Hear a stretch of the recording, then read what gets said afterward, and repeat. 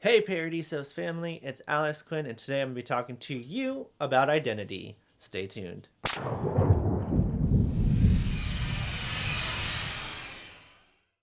So today's topic is identity. Identity is, according to science and psychology, the qualities, beliefs, personality, looks, and expressions that make a person.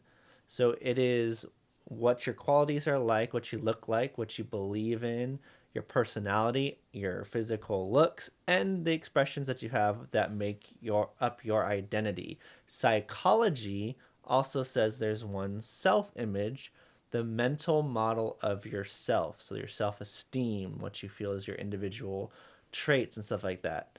A man named Wenreich says that your personal identity is defined as a total of one's self-construal in which how one construes oneself in the present express the continuity between how one construes oneself as one was in the past and how one construes one as one aspires to be in the future. So, in a nutshell, he says who you were, who you are, and who you hope to be. Pretty self explanatory. He also gives the grounds of titles. So it's what is your gender? What is your race? What is your religious creed? What is your occupation? What would now say your sexual identity? These things construed of one's identity. Now, secular science basically puts titles and definitions on you from an external point of view. So it's these things that define you according to title. So it's a lot of the reasons why in the U.S. political climate we have titles getting thrown out, racial or derogatory terms thrown on people and trying to identify them negatively because they're trying to give an identity to someone even if it's not true by using these terms. Politicians use it a lot by slandering each other with terms. They're trying to change the outlook of someone's identity according to terminology. Now, the Bible says your identity is not defined by the same terms. The Bible says it's about your soul. The soul makes up who you are. So it's your emotions, it's where you think, how you interact with the environment, how you respond to stimuli. These things are what's your identity. So when you stand on a mountaintop and look out, how you respond to it is part of your identity.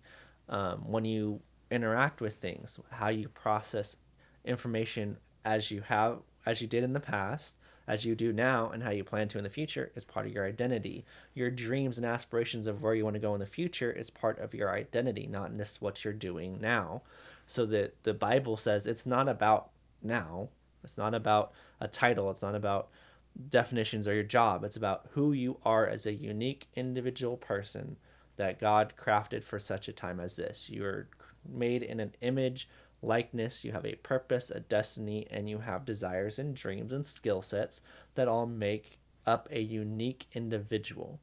So that's why unique fingerprint, God in the beginning of time made every single person unique. There's no one with the exact makeup of you, and science points towards terms and genetics and these type of physical traits that you could have a twin look like just same as you and you could be the same person is the terms that sometimes is used. However, the Bible says no one is like you. You are completely unique. You have a unique set of dreams. You have a unique set of emotions and how you relate to things. You have a unique being that sits inside of you that's not just a physical construct. It's not just your mind interpreting things. It's not just your body responding to things. It is actually completely unique. That is eternal. This thing is who you are, complete. In a nutshell, nothing changes entirely what that is because you have dreams. You have things put inside of you that just come out naturally, natural skill sets. This is a eternal thing. It's not just a physical thing. It's the argument that sometimes science gets into for nature versus nurture. There are the environment of how you're raised dictates certain things, and then just naturally what is going on. Now they identify what is, but they don't identify where it comes from. There's a soul that says, I want to do this, or I feel like my skill set sends me in the direction of this. Like this is the soul. This is what your real identity is. It shouldn't be about what your job is, because jobs change. It shouldn't be about your race, because we're all created equal in the eyes of God and he loves every single one of us. It shouldn't be about gender, because in the Bible, in the New Testament, it's set the genders on a equal platform of worth.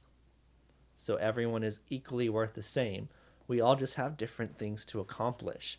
So it's not about competing at someone else for something bigger. It's who you are uniquely that makes you you, that you should strive to be.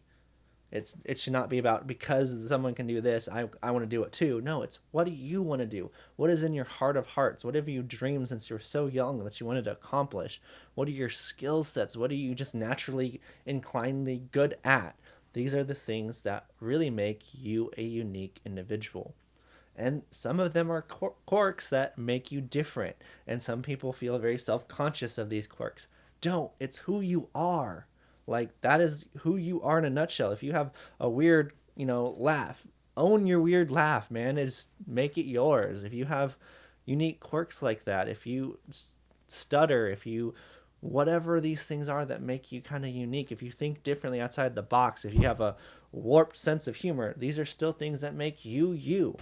Don't like try to hide it just because. God in the Bible says, come into me and I'll give you your unique identity. It's you go from being a sinner, self-obsessed about who you are and those type of things, and he sets you free and makes you a daughter or son of the Most High. You're a prince, an heir to the throne. You have a unique identity in him. He helps fulfill the innermost longings of your soul, because your soul cries out to do things. Your soul cries out from its existence about what makes you different.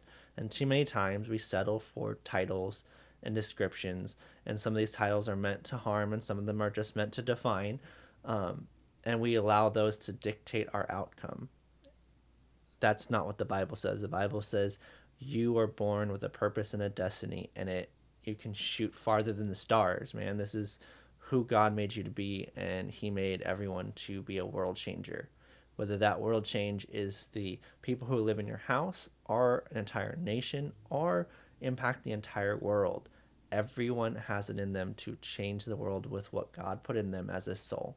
It's just the world maybe look different to each one of us. I'm Alex Quinn. Thank you for watching, and I will see you next time.